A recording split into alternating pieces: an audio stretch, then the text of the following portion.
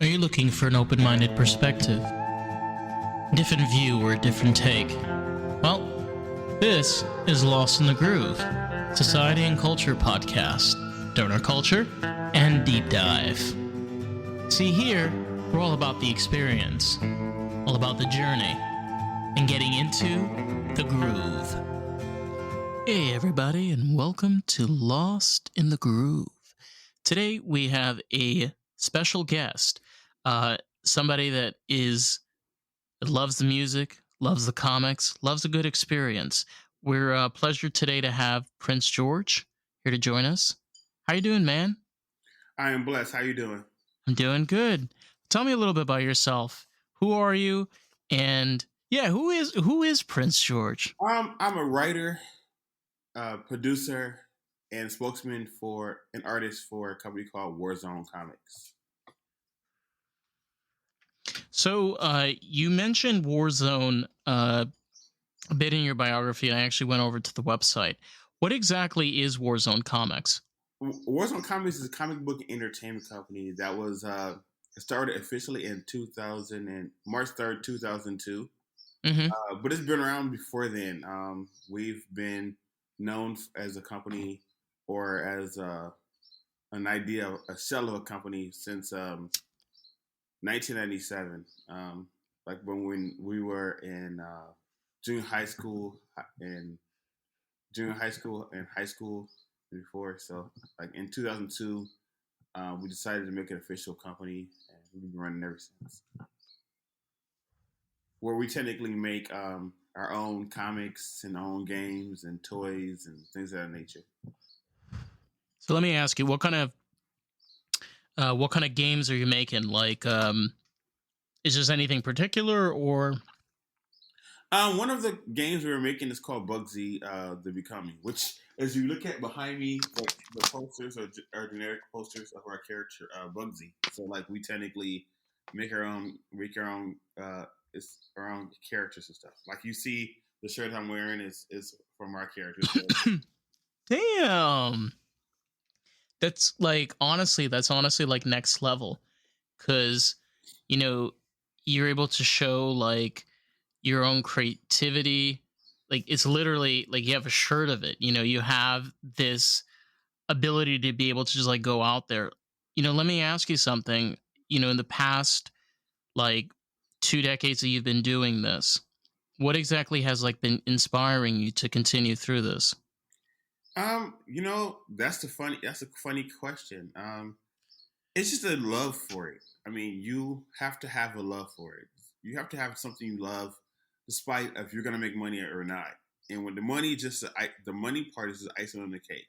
If you're out there for money only, those days you're not making money, you're gonna get discouraged completely. To be honest, if you have to have a love and passion and determination to push yourself every day.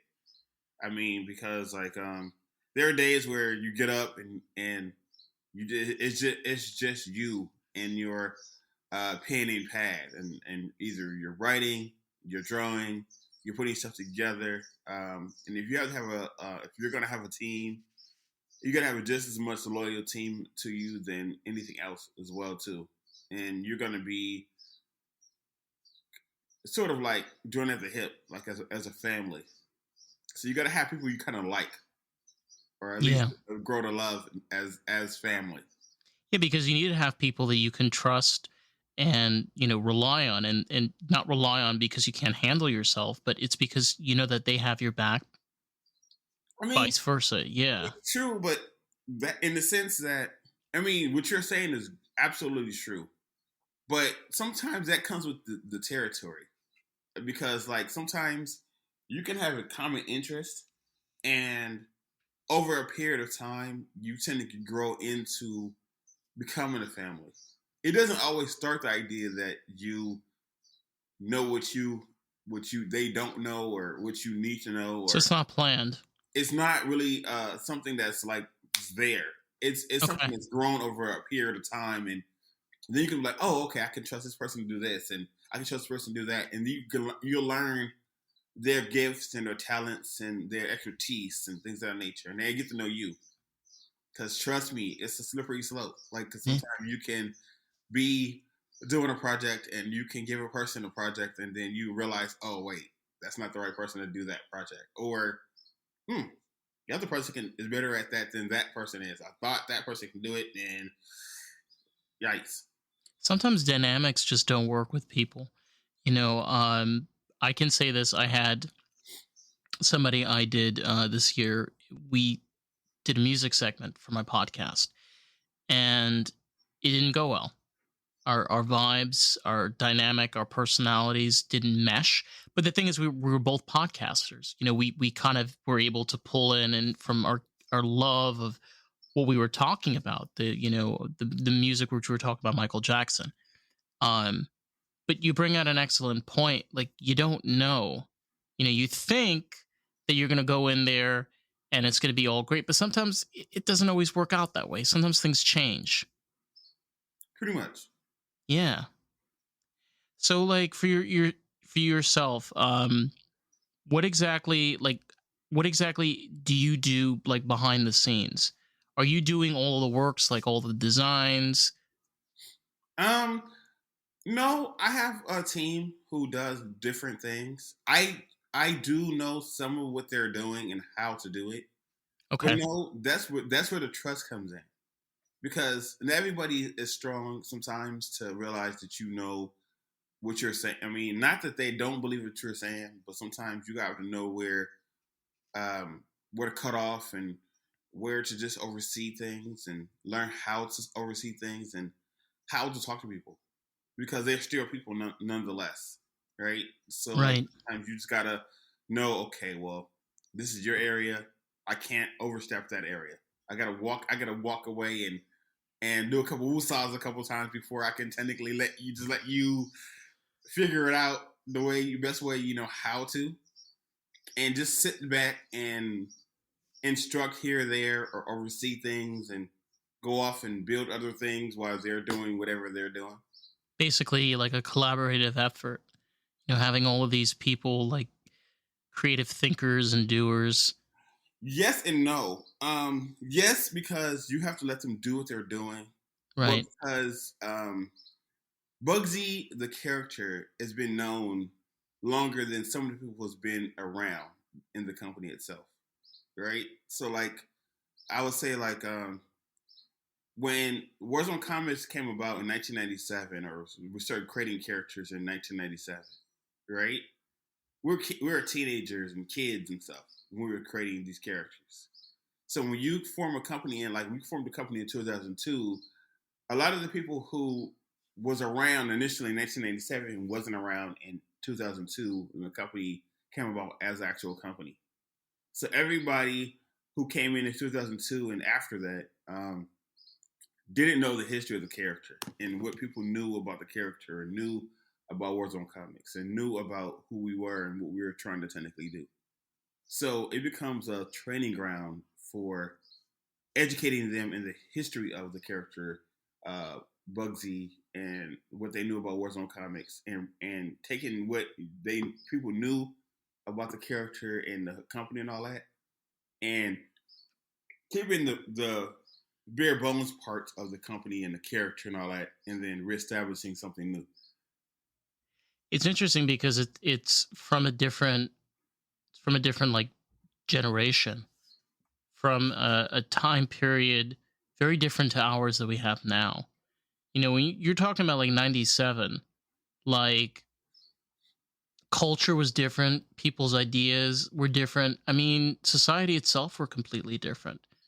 You know, and it you can explain that culture to people now, but I don't think you can actually, like, understand it unless you've been there. Well, let me say it this way, and I can laugh at this because for people out there who don't really understand the idea of 1997 up until 2002, the internet wasn't what the internet is right now. You know how right now you can just you can pop onto the internet and you do whatever, Yeah. right? And how you take the idea of something. I think sometimes people you can jump on in the social media or you can jump on whatever, right? that was nothing. There was internet, but there was dial-up. So Yeah, just imagine having it your was phone slow. line connected to your computer, Yeah, right? And couldn't make that's phone what calls. the internet. So like, but when you did have it, it was dial-up. It wasn't like slow, but it wasn't what it is right now as Oh, internet. honey, it was bad. It was bad. You couldn't use your phone. That was the thing. You had to make a choice. You either are gonna go online or you're gonna call somebody. Those were your options. But You then, know, but then too, there wasn't. a lot of Back then, we had limitations. to go outside and play. There wasn't. Yeah, The video games are different. The time itself is different. There was no social media. There's no Yahoo. Matter of fact, yeah. So like, it was a whole different time. So when you're creating, think about it. When you're creating characters, you're sometimes creating characters to entertain yourself and entertain your friends and things of that nature, right? right. Now it's kind of like you can just jump on the internet and play a video game, and internet's fast and it's just there, and you have a cell phone. And everybody's carrying a cell phone. Back then, there's no cell phone. There wasn't. People didn't carry cell phones. There wasn't cell phones, and the phones you had were this big. So everybody wouldn't want to carry it. So yeah, I mean, times changed, technology's changed, and that's one of the things I say that Warzone has been good at about adapting to the changes of technology and things that's available, and how you can um, bring everything up to date. Like sort of like this, like doing podcast. Like I also do a podcast as well too and stuff. But like when I learned how to I'm gonna get do into it. when I learned how to do the what we consider a podcast, I didn't do it from a podcast initially. Oh, I did it from an actual radio station. So, okay. So you took so like like the broadcaster, like that background of being in like a radio you station. know how when you mentioned the idea of going on our website, right? Mm-hmm. Do you ever look at the page where it says our podcast? I did. Yes. Okay, you see the page where it says our podcast. You see me at a radio station, correct? Yeah.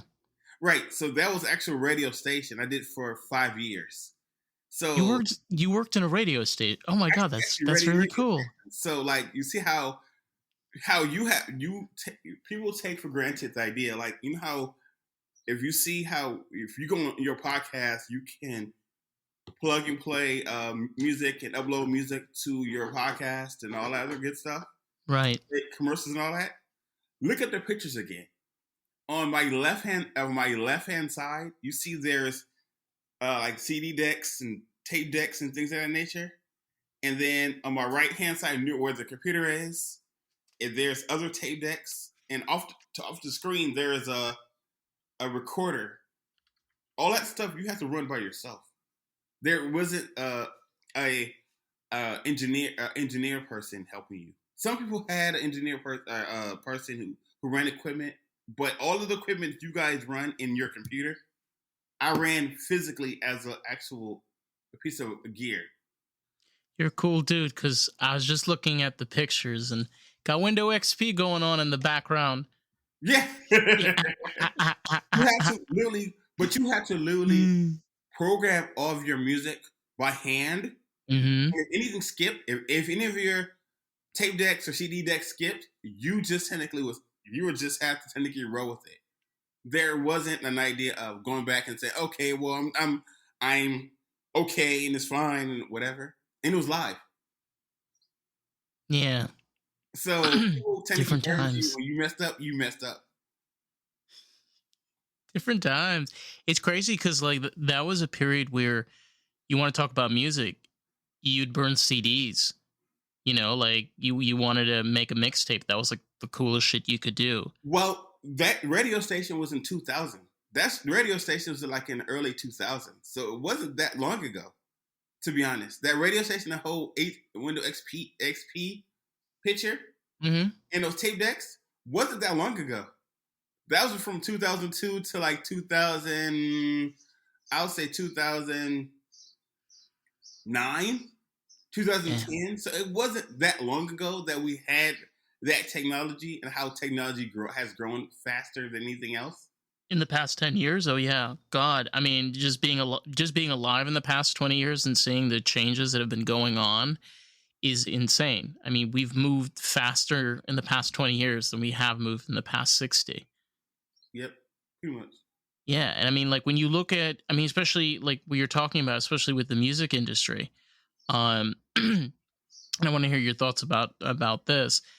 Now, a lot of independent artists are able to create their own labels and records and produce their own music without using a production or label such as Universal Group or anything like that. And I think that's crazy because if we go back 20 years, it's almost impossible. But what I will say is there's I have no discredit to anybody who's creating music, because I also create music as well too and stuff. But what I will say, there's a lot of great music out there from a lot of different great artists and things of that nature. But then there are artists who, I think realistically, what we need more of is a lot of. We need to. Well, I'm not saying, because I don't study music like everybody's music that way, but there are a few people who are business minded and does music, and then there are just artists. Yeah, there's a difference. I mean, because like the ones who were successful learned the business end and the music end, because it's music business, right? And I have heard music that I technically like for sure, and you can hear the difference between when there are labels and then when there are independent artists. So there is a difference, but I'm happy to hear that a lot of people is actually creative and creating a lot of music for sure. Well, you bring up a good point because an artist's mind will be different than, for example, someone that is more geared towards business or profession. And there are a lot of people that do work in the more business side of things in entertainment that are good people. You know, they're generally like people that can understand artists because they've experienced somewhat something of themselves, but they wanted to go towards this path. Uh, I always feel like there is a balance between things if you want to find them. But you're right. There is a difference, especially when you're listening to the music. But I think there's also a beauty that comes with that when you can hear those differences. I mean, yeah, I mean, if I think realistically, in the importance of doing the business part is how you're making money, is where the money itself has come from. And I Right. think realistically, having the passion to do music or having the passion to do anything, you have to have do anything, you have to have passion for it. But at the same time, in this world that we live in, you have to make money. There's bills going to still accumulate, and you're still going to get bills and things of that nature. So, yeah. The world wasn't built for artists. Huh? The world wasn't built for artists. Like, No, I mean, I believe that there are great artists, but I think realistically you have to have an equal balance of both.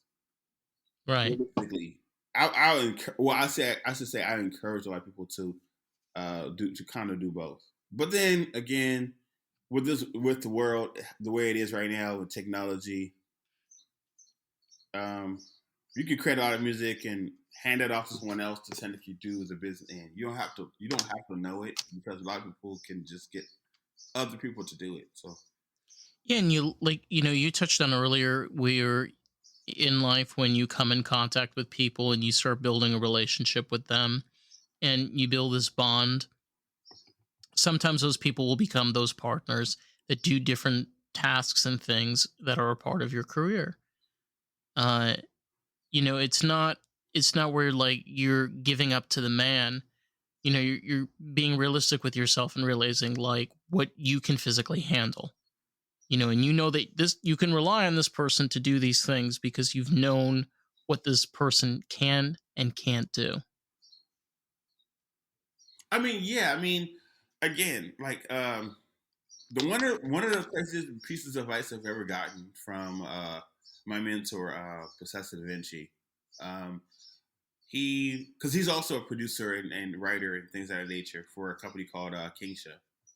and he was telling me when I was beginning my beginning stages of doing television, because I did a cable show as well too for at least 6 years, which Mm-hmm. we launched our cable show on Amazon Prime in July. But Oh wow. his advice to me was learn a little what everybody else is doing, whether you use it or not. You learn what everybody else is doing, so that way you can at least, um, if you don't use it or not, but at least know what everybody else is doing, so you can make their job easier. If that makes any sense.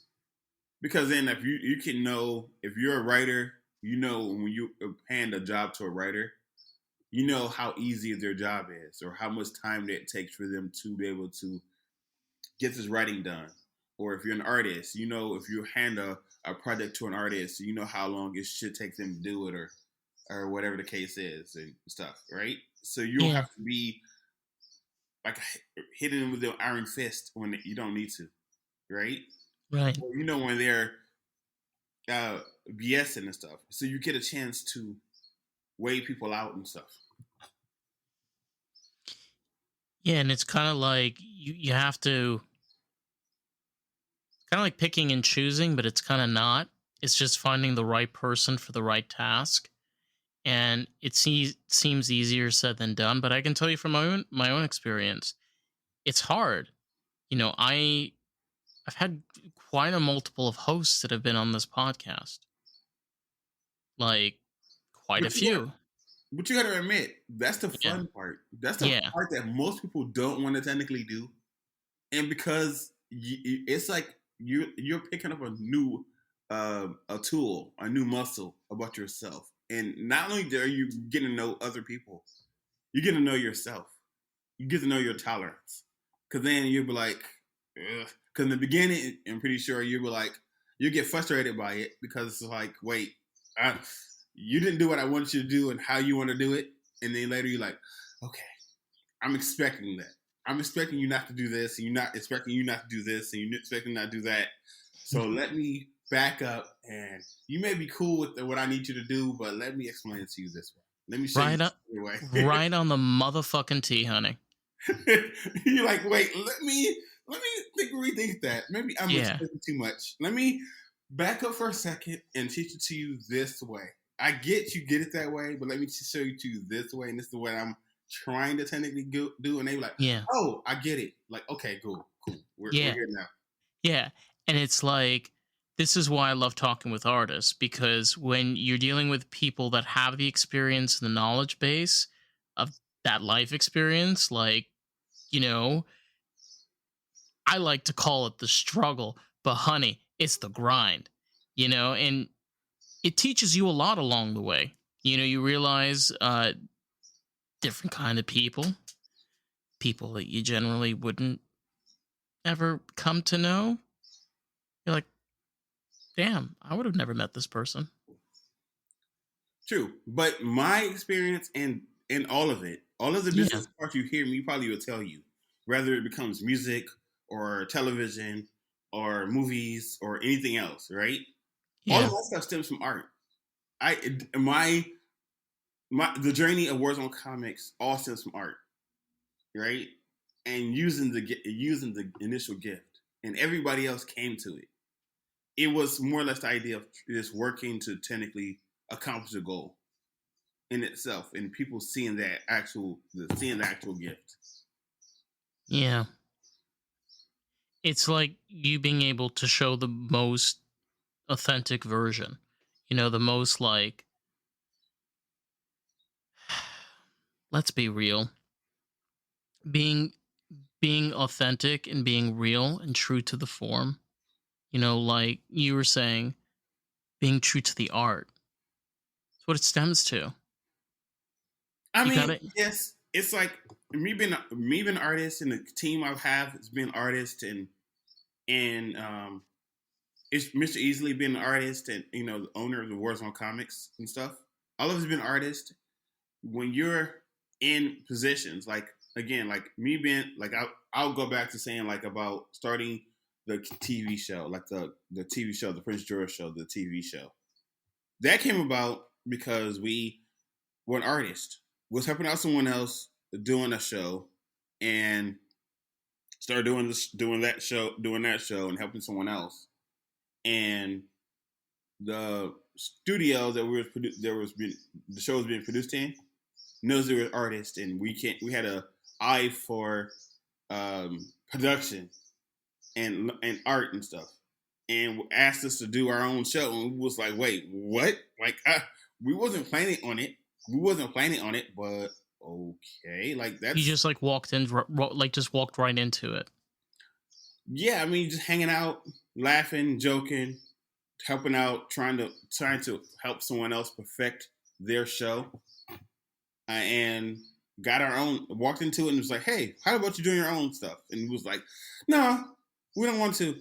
At first, and then a couple studios came and was like, "Now what do you think? We think you should." And it was like, all right, I guess." No, we're not like tripping about it, but okay, great, we'll do it. And someone else at the radio station, when we had a connection from the TV show, and someone who worked at the TV show, one of our crew members was working at the radio station as well too and stuff. And someone needed an art piece for an album cover, and we walked into the radio station to help that person out to get interviewed on the radio station as a trade off. Doing their art cover for an interview for for Warzone Comics. And when we went in, we did the interview, we did the art cover, and I was walking down the stairs as a representative of the company, of course. I was walking down the stairs, and there was an audition happening that day. And it was like, "Hey, how about you? Here's an audition to be in the radio, doing radio." And I was like, I do this already on TV. And I was like, "Yeah, what they're gonna say? Either they're gonna say yes or they're gonna say no." And Right. went in and tried to audition and passed it, and it was like, "That's weird." All right, whatever. And started laughing. It was like, "All right," and we expanded. Crazy. It's like it's like the universe planned it each way, like along the way. You know, it's kind of like crazy to just walk into something like, "Yeah, okay, sure, we'll work on it. Yeah, we'll make it happen." It's so weird because we all have this. I have this thing of like, set goals and hit that thing, accomplish that. But when you're in that environment of just like, sorry, when you're in that environment and you just go for it, you just do it. You just have to be prepared. You know, the idea of just being prepared. Like today, like coming into your show, I didn't know what the questions would be, how far we'll go in, and I just basically stay prepared. Like you could ask me anything, and I'll technically be like, "Okay, well, here's the answer to this question, or here's the answer to that question," and not necessarily knowing what the show particularly is for the most part, or what you're going to ask me for the most part. Well, the thing is, I don't like to view it as questions. I'd like to view it more as trying to learn more from the other person. The whole idea is that when you sit down, and this is what I love the most, when you sit down with an individual, any type of individual, such as yourself, and you have a career, you have a business, you have knowledge to give over. I think the coolest part about all of this is, especially with podcasting, is I'm able to leave out of this with you giving me knowledge. Gesundheit. Thank you. Giving me knowledge and expertise on things that I didn't know before, or I didn't even think of. And that's what I find the most fascinating thing. I mean, I noticed that you have the podcast part, but what are you doing with your video part? So these go out on YouTube. We do a full version that goes out, and then I do a pod clip, which I do pod series on YouTube, and then they go out throughout different social media places. Okay. Yeah, that's nice. Yeah, because like I feel like again, and I want to hear I want to hear more. If you want to talk about like your music career, um, what kind of music do you create? We created a genre called rap rock renaissance, which is like everybody know what rap is, Uh rap, huh. rap or whatever, and Yeah. then everybody know what rock is. Mm-hmm. But Renaissance music, pretty much when I tell people Renaissance music, they were like, "Wait, Renaissance music? What is Renaissance?" And I'm like, "Well, music is from the like 1920s before up to present, so it's kind of like a music fusion. So like music specifically, we do all genres of music, but like some of it is pure a specific genre, and then sometimes it's a fusion of different stuff. Like so, like it can be a fusion of rap, gospel, um, jazz. It could be of any kind of like genre for the most part, but they go hand in hand with what we are trying to technically do. And so, like we released an album in 2016 called Baby G's and Q album, which we play on our podcast right now for the most part. That's so And dope. and also we're working on a soundtrack for the Bugsy Becoming movie that we're working on that we're looking to release this summer. So we're You- turning the comic book, the first comic book, Bugsy, into an actual movie project where I play the character. By the way, Oh my god, that's we so bring fun. the character. This is our second time bringing the character to life. The first time we brought this character to life was in 2005, and we got accepted in the industry as a movie project. And we thought it was a too short. We thought it was like a too short for our taste. So we recently started revamping and revamping the story and adding things to it and the sequels and prequels to it. So now we're bringing the actual first project to actual movie project and as an audio book as well as revamping the comic book itself.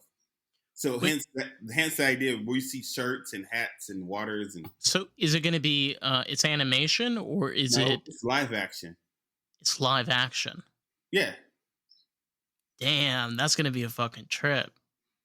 Yeah, okay. Okay, if you went to the web, okay, of course, you've been to the website, correct? You ever see the part where I saw our theatrical releases? Let me see. On there right now. Oh damn. Okay, you see this poster. You see this poster on our my right hand side. Yeah. That poster, this right hand poster on the right hand side, is that poster live action on our website. So I'm that character. So like the one you see on our website is me as this character, live action. That's so fucking cool. So you do a live action version of the comic. Yeah, pretty much. Wow. I mean, it's not like that hasn't been done before. But you know what? It's the idea, but it's to make it's what the character is. Right. The thing is, it's not that it hasn't been done before. That people turning their comic books into live action movies, right? Right. But it's our twist on the idea of what a live action movie is, right? So it's in the vein of what Warzone Comics is. So it's um there's a difference in comic book movies though. Like if you're into comic book movies, you know there's the action comic book movies. The ones you see in movie theaters, Like right? Marvel and Yeah, DC, yeah. like Marvel and DC, right? You see those movies in movie theaters because they're action driven stories, right? Mm-hmm. But there are also movies that Marvel and DC don't release in theaters. They release to like Netflix and things of that nature, right? Mm-hmm. Or Disney Plus. Like Luke Cage, for instance, right? Is a story driven story. Or Jessica Jones is a story driven story, right? Right. You'll never pretty much see a Luke Cage movie or a Jessica Jones or Iron Fist in the movie theater. Do you know why?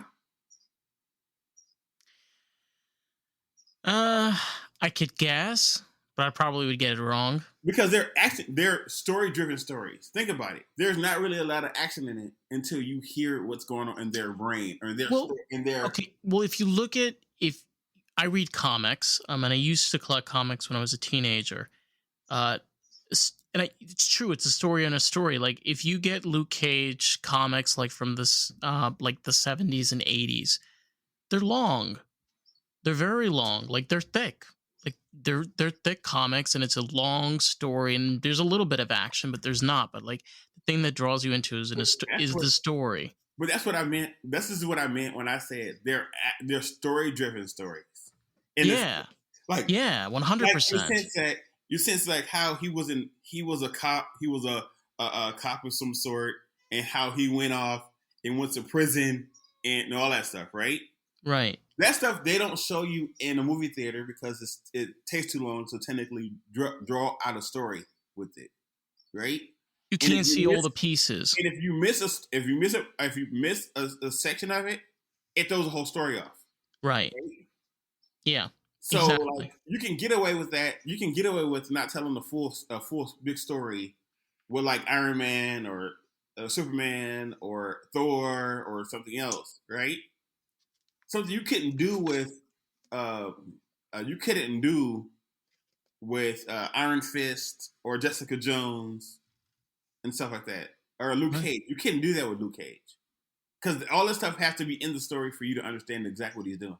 Right. Like you can't like it's the point of you have to watch 10-hour episodes to understand the story. You can't just make 1 hour of that 10 hours. It's just not possible. But our attempt is we're going to technically change that landscape a little bit. You're going to try that. To a degree, you'll see action, but you'll see a story within the idea of what we're trying to tend to accomplish. So let me ask you something. You've talked about Bugsy quite a bit. What for you yourself, who is Bugsy to you?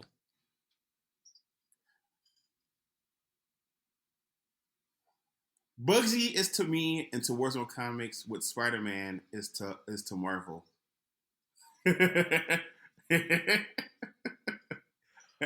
Oh god. Well, there's a lot of different Spider-Man. I mean, the Spider-Verse, there's the different versions of Spider-Man, which doesn't really make a difference, but I mean, in the sense of this, yeah.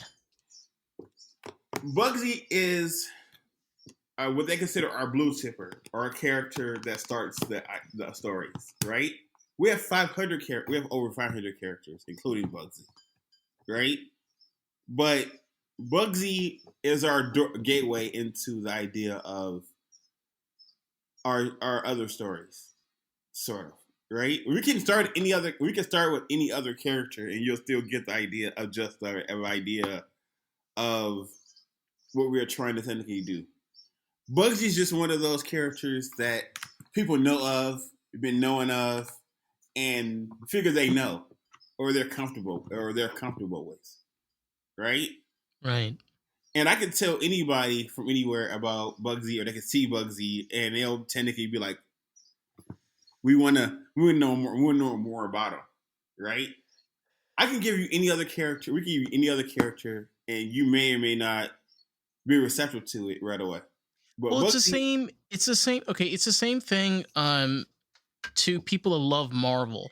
There are characters in Marvel that are not very well popular, but there are people that will draw really well to them because that's a character they can relate to. But there's always that gateway character, like with you see Bugsy, and then you're like, okay, this is interesting. I want to see more. And then you're like, okay, there's another character, and then you fall in love with that character. I like that. It's a good kind of gateway drug. well, Bugsy, and in Bugsy though, in the first story at least, you'll get a chance to get acquainted with some characters and a few characters here and there in the story. Not necessarily, whether they're directly or indirectly mentioned in the story. So when you get around to them, you'll feel like you know them. So it's cool. I like it. I mean, it's fun. It's It's a it's it's a fun. good kind of it's a good kind of fun, you know. Yeah, pretty much. And then the music itself, with this project itself, all the things that we talked about, um, me doing or us doing, right? You'll get a chance to see this in this project. You'll get a chance to hear more of the music that you asked about. You get a chance to hear the music in Bugsy. You get a chance to experience Bugsy. You get a chance to experience everything that we've done up until now in this project itself. It's kind of fucking cool to make a movie. You You get a know, chance to, you know how I was telling you about doing a podcast or talking about doing a TV show, or you talked about doing. You get a chance to experience all of it collectively as one major, bigger project. it's a massive undertaking. It's the fun part. I mean, if you didn't have a challenge of saying, okay, we're gonna do this and attempt this and get it and make it work for who we are as a company, right? And whether we hit our mark, which we have so far, what we were doing so far, or not, it's on us. Like you like what we did, great. If you, this is something of pretty much a love letter to our fans, the ones who's been with us since the beginning. You'll get a chance, and the new fans who don't know about Bugsy and want to know about Bugsy, you'll get to know about him. But the ones who already know about Bugsy and who he is and what we've done over a period of time we've been in business, it's a love letter to them. They'll be like, "Oh, wait, we get what you just technically did. We get what you just technically did to us. We get it. We get it. We love it. Okay, we see what you just did. We want more." This kind of like something that I could relate with this is it's called Rocky Horror Picture Show. It was a movie that came out in 1974 with Tim Curry. And to make a long story short, they're basically these transsexual. They're from transsexual Transylvania. It's a planet far, far away. And it's just this bizarre movie. You know, this random couple goes there, and this insane creature, like, and there's tons of So the main premise of the story is you have to watch this with a live audience. That's the point. You get the premise of being there with an audience. So that's what they're trying to do. 2, it emphasizes like a Broadway production where you're part of the stage, where you're screaming at you're screaming at the stage and, oh, why'd you do that? Oh, you stupid, so on and so forth. So everybody's engaged into it. 3, they have music, like there's dancing performances. So there's a part of it to like emulate to. And you have this introduction to multiple different characters throughout the show that show different levels of emotions, insanity, and that was a massive undertaking, and it failed. But because there was a cult following, to this day, people still fucking watch still watch the movie. And I feel like what you're talking about with Bugsy is you have this audience that is attached to this character, and even for people that are new, now they have like something that they can see all of it. The music, everything all tied in once. Again, massive undertaking.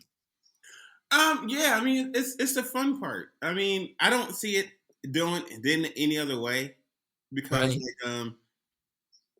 it's using all the different gifts you learned and the different experiences you learned and all the people that came about and stuff.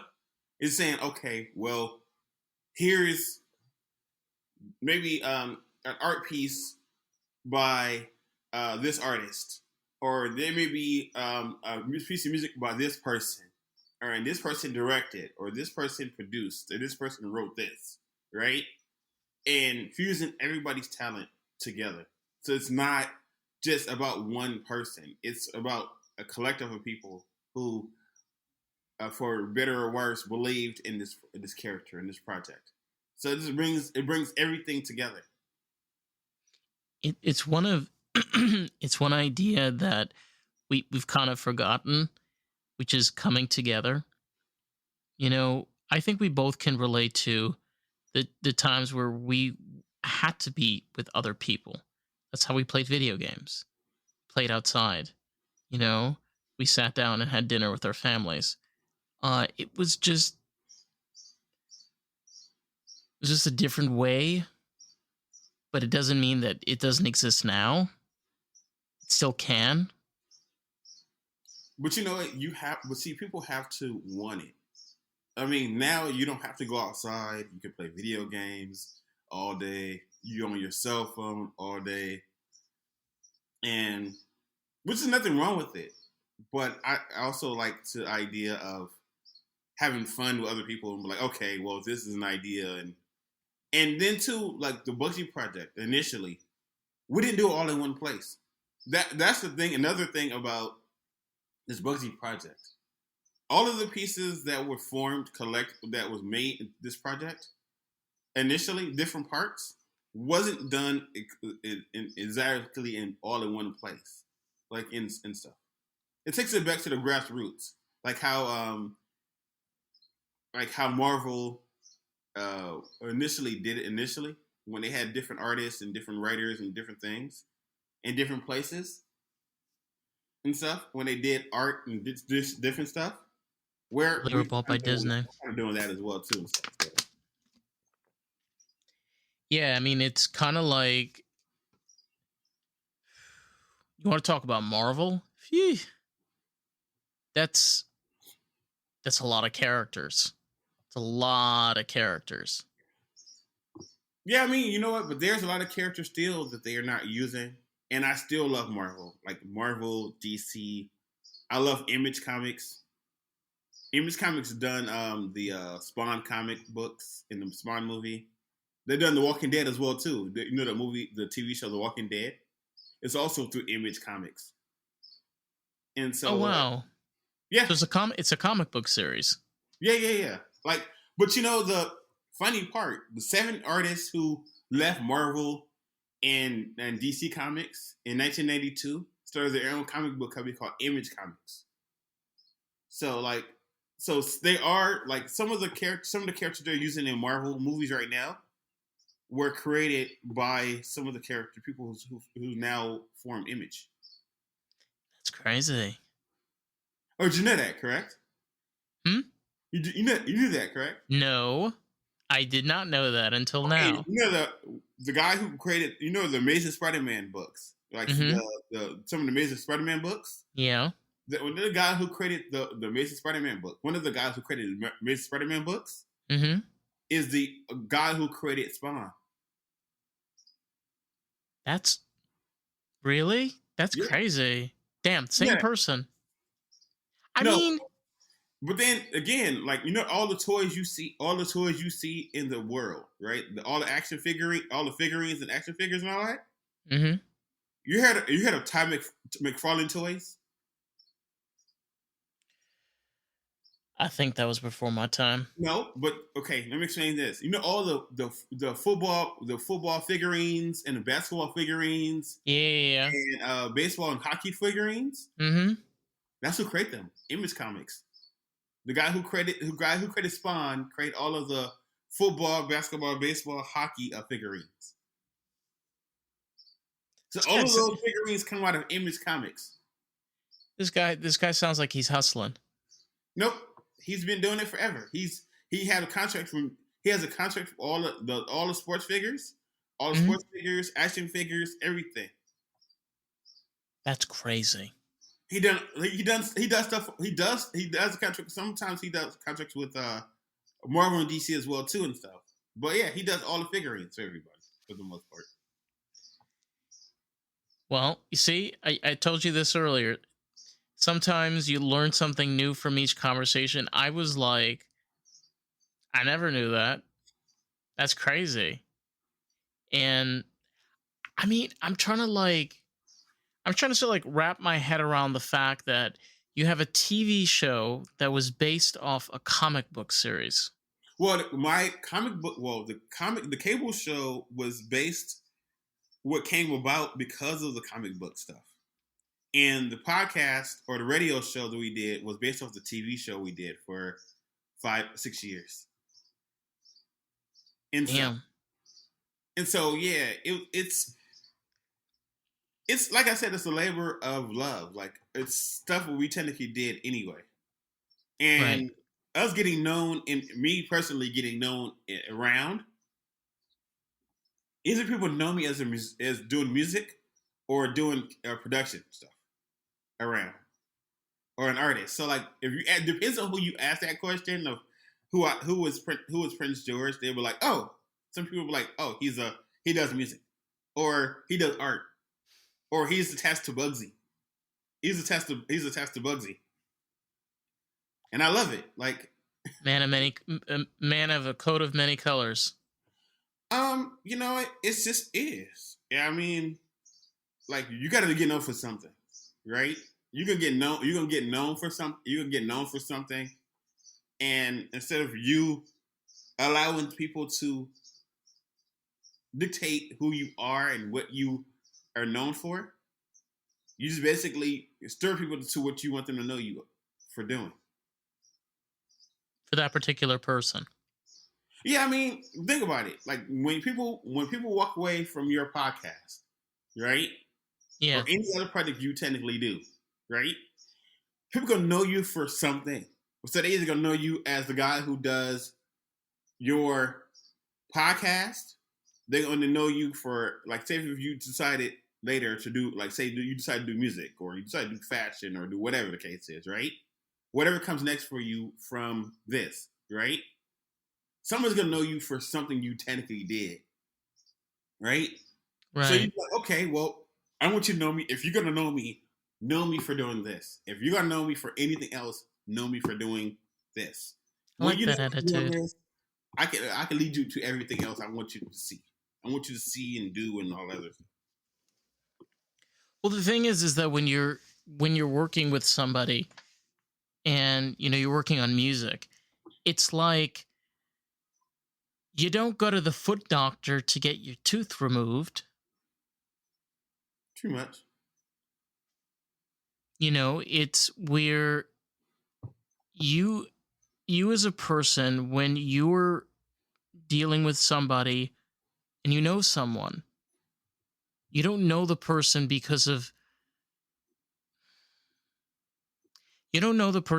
what they do. You know the person because you know who they are and what they were doing, what you know them for doing. It's just like, I don't really care. Like, to be honest, for me, I don't really care what people know who I am. What I care more than anything is that, great experience, good time, good vibes, good chills. I'm the kind of person that's just here to talk with people, here to have an experience more than anything else. But you know how you mentioned the idea of the Bugsy is the gateway to all the other characters in Warzone Comics to bring together, correct? Right. Well, Bugsy's known to Warzone Comics as the same way I'll be known to most people. Like, I'll be known probably how Bugsy is known to be a part of Warzone Comics, but I'll probably be known more as being Bugsy. So it's kind of like the idea association. Like, if you're gonna technically know me for something, I don't have an issue with it. Because then, if you like the character Bugsy, great. If you like the company, also great. If you like me as the character or the person, absolutely, that's fine. If it disturbs you in some way, at least I get you talking about it. Sort of. I don't trip about the idea that whatever you know me for doing, it's still getting you talking about art for the most part. So I think realistically, for me, if I tell you anything, get used to the idea of what people know you for. Like, people are gonna know you for something, despite if you like it or not. Like, people they're gonna know you. Either they're gonna know you, right, or they're gonna know your show of some sort and attach you to it, right? You may not want to be, to put it this way, you may not want to be world famous and rich or whatever. Then you may want to, right? But I just want to be comfortable. But comfortability, to be honest, comfortability and money comes from the byproduct of being great at something, mm-hmm. right? Being good at something or being great at something, right? Yeah. Money and fame is a byproduct of being great at something or being or whatever the case, right?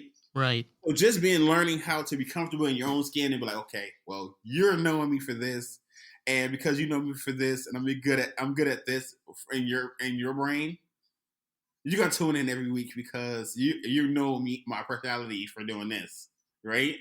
And you're gonna give me likes for what I'm doing. And at some point I'm gonna make money from you knowing what I technically do and stuff, Yeah. right? Right. You might, okay, well, and that's one thing, and I admit that's one of the things you have to adjust to. That's one thing I would just tell you in my career, right? That's one of the things I had to adjust to. People knowing what I did or didn't do, or people knowing what I did behind the scenes or not knowing what I did behind the scenes. It's something you have to technically get used to, right? And once you get used to it, the rest of the stuff that you do comes easier because you have to get over yourself first. Yeah. If that makes any sense. Well, I'm not a person that's used to be being put into a spotlight. Like I said, all honestly, the reason why I do this is just to have a conversation and talk with somebody and learn something from that other person. But I like that. I like that perspective. It's a really good attitude of that person knows me for Bugsy. Knows me because of the work that I did. And acknowledging that. And that's the honesty and the truth about success is that you were great at something, and that's how you became successful. It's not about the hard work or all the hours that you put into. If you're great at something, you're gonna go places because, like you said, people are gonna keep on coming back. They're gonna be liking and subscribing. Pretty much, and like I said, that's one of the things I'm learning right now. To be honest, like I'm used to doing long term projects. So the whole YouTube, the whole social media thing is another thing I'm learning how to do. Like you know how you get short form content of 30-second stuff in stories and reels. I'm used to doing that in commercial forms. So like learning how to do that, I honestly say that's something I'm gonna have to technically learn how to do. Like just give you Hard. stuff, huh? I'll tell you this right now. Some of the clips that I put out, like podcast updates, I do 2 vlogs a week. I do sometimes 10 to 16 takes for a 1 minute clip. Yeah, Yeah, I have to technically learn how to do all that, to be honest. it's hard. But I'm going to learn it at some point, and I'm going to have fun doing Oh it at yeah. some point. I can just picture it. I can just imagine. I'm like, okay, this is shit I'm coming back to. And you can definitely do like parts, like break the clips down.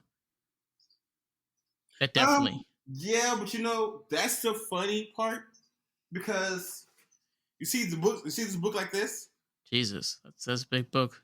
Well, I have 50 of these, and Damn. majority of my books are bigger than this. So technically, trying to take little snippets out of these books and parts and projects to make them into reels is my challenge.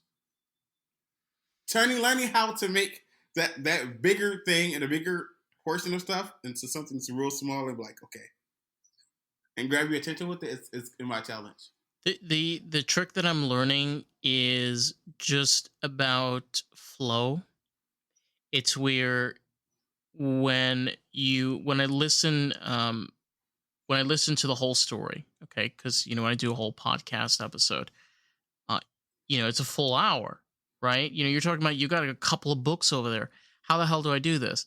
Um, I personally look at like important things that like spark something in me. I'm like, oh, I remember this. Like this was an interesting thing.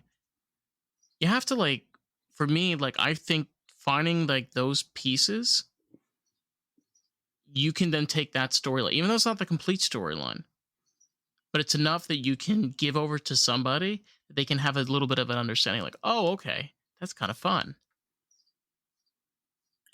Yeah, I mean, because I'm a story driven. Again, we're a story driven company. We're a story driven story. Mm-hmm.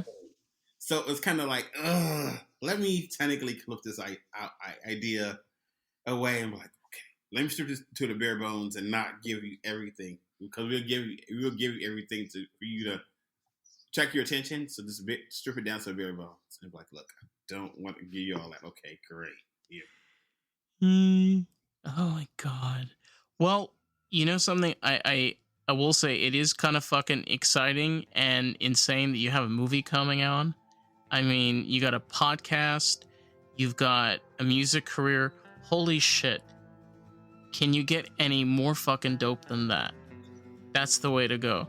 You know what? I want to technically tell you that we're also working on the game. For those who want to know. And we also have our own water line. Your own water line? We have our Damn. own water line and toys and things of that nature as well too. So yeah, it's kind of cool. Woo. So let me ask you something. Where can they find you? Where can they find you in the socials? On all social media platforms, we're under Warzone Comics. Everything on social media is under Warzone Comics. I don't, for the most part. Well, I do have a social media page, but I think it's also under Warzone Comics. So Okay. If you want to technically catch up to us and ask questions and all that stuff, it's under Warzone Comics. But we also have a website. It's Warzone Comics WZC.com, and all of our social media pages attached to it as well. So Even the podcast.